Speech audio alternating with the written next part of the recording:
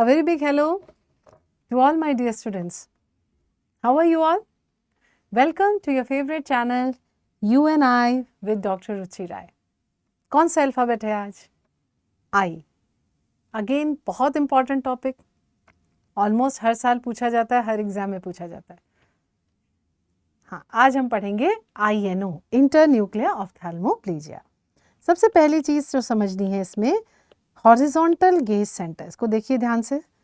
Horizontal gauge हमारा कहाँ पे होता है? पॉन्स में. इसको क्या बुलाते हैं? PPRF. PPRF is pontine para reticular formation. ये जो PPRF है ये अपने साइड के 6 नर्व न्यूक्लियस को सप्लाई कर रही है. वो 6 नर्व इम्पल्स जा रही है लैटरल रेक्टस पे, है ना. तो एक तो PPRF अपने साइड के 6 नर्व को सप्लाई करती है और दूसरा ये सप्लाई करेगी MLF को. MLF क्या करता है? थर्ड नर्व न्यूक्लियस के थ्रू मीडियल रेक्टस को सप्लाई करता है, तो यहाँ एडक्शन हो जाता है और लैटरल रेक्टस से यहाँ एबडक्शन हो जाता है. लास्ट पॉइंट याद रखना है, PPRF किससे मैनेज्ड है? FEF, frontal I field of opposite side. चलिए अब इसको और थोड़ा सिंप्लीफाई करते हैं, मेरे स्टाइल में पढ़िए. अगर हम राइट साइड, हॉरिजॉन्टल गेज का मतलब क्या हुआ? या तो हम दाहिने देख रहे हैं या बाएं देख रहे हैं. जब हम हॉरिजॉन्टल गेज में की बात करते हैं तो दो मसल्स काम कर रही हैं, राइट लैटरल, लेफ्ट मीडियल. इस side left lateral, right medial, यही है ना. अब PPRF का क्या काम है? एक आंख की लैटरल, एक आंख की मीडियल को एक साथ काम कराना. हो गया सिंपल. अब PPRF क्या कर रहा है? लैटरल साइड, ये लैटरल रेक्टस के लिए 6 नर्व न्यूक्लियस को ऑर्डर करता है, 6 नर्व पे जाती है बात और लैटरल रेक्टस कॉन्ट्रैक्ट हो जाती है. लेकिन उल्टे साइड मीडियल रेक्टस को PPRF डायरेक्टली नहीं बोलता. PPRF किसको बोलता है? MLF. MLF बोलता है मीडियल रेक्टस और फिर मीडियल रेक्टस से होता है एडक्शन. समझ आ गया? चलिए अब इसी बात को हम यहाँ पे समझते हैं. सिंपल फॉर्म में लिखेंगे कि अगर ये राइट साइड की PPRF है, इसको मेरे स्टाइल में पढ़िए. राइट साइड की PPRF अपने ही साइड की लैटरल रेक्टस को फाइनली कॉन्ट्रैक्ट कर दी 6 नर्व न्यूक्लियस 6 नर्व से. दूसरे साइड उसने क्या किया? MLF को ऑर्डर किया.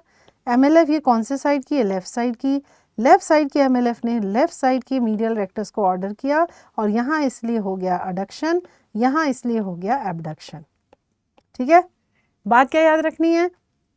इंपॉर्टेंट पॉइंट जो याद रखना है वो ये कि PPRF और LR इप्सीलैटरल होती है, MLF और MR इसकी इनोवेशन इप्सीलैटरल.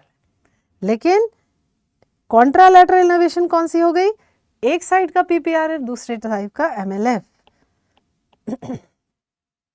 ठीक है ना, क्लियर है? इसी तरह से वर्क कर रहा है हॉरिजॉन्टल गेज सेंटर.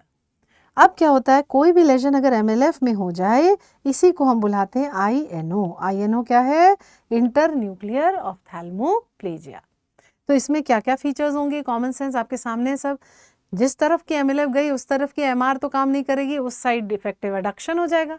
लेकिन दूसरी तरफ जो है वो एबडक्शन हो सकता है ना. तो आपको क्या याद रखना है कि क्या क्लिनिकल फीचर है इसके? क्लिनिकल फीचर INO के क्या क्या हो गए?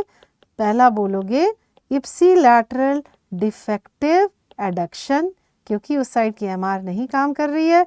और कॉन्ट्रालैटरल एबडक्टिंग आई, उल्टे तरफ की एबडक्टिंग आई में क्या होता है?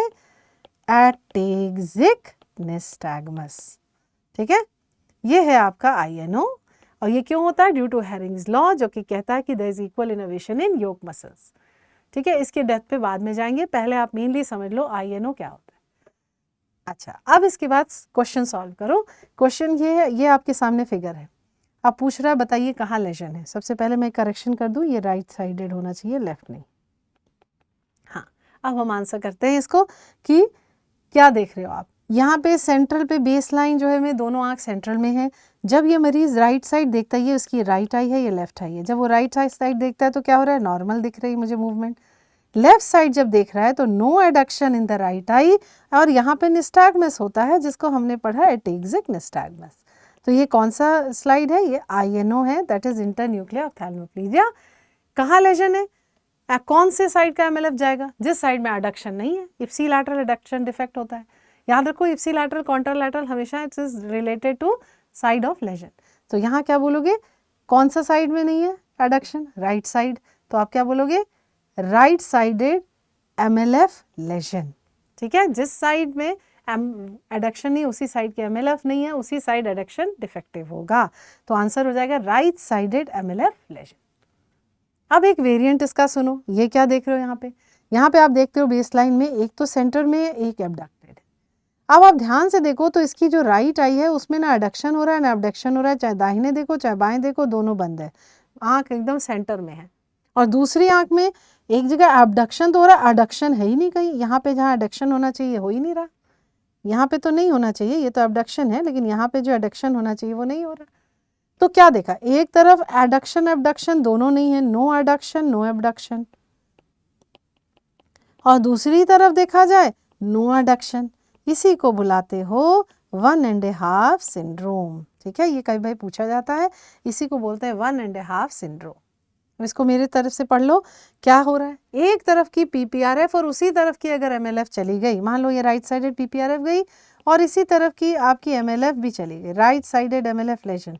अब सोचो मेरे साथ क्या होगा, जिस तरफ की पीपीआरएफ गई उस तरफ ये ना एलआर यहाँ की काम करेगी ना एमआर यहाँ की, क्योंकि पीपीआरएफ ही तो सब कुछ कर रही है ना, दूसरी तरफ की एमएलएफ को भी मैनेज कर रही है।